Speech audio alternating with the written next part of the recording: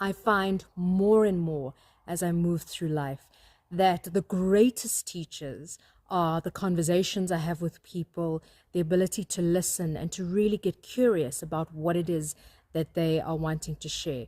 You see, I think in a world that's moving at the pace that ours is, we, many of us, myself included, have wandered away from true listening and the ability to really tune in with insight and take on board what the other person is saying in order to teach and inform our own learning experience.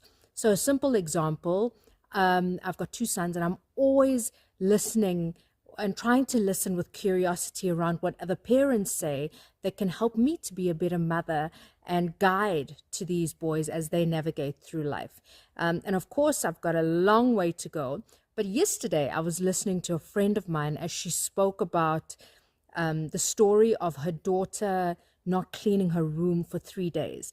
But she didn't phrase it in an accusatory way. She said, I've noticed my daughter hasn't cleaned her room for 3 days and there's something going on with her because it's out of the ordinary. So I'm leaving it.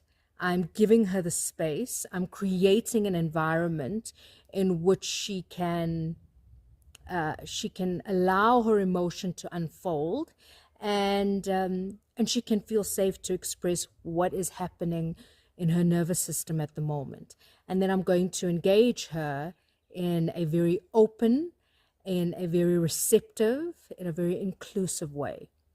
My mind was blown because often when that happens in my home, I would just kind of go in, guns are blazing, want to understand what's happening.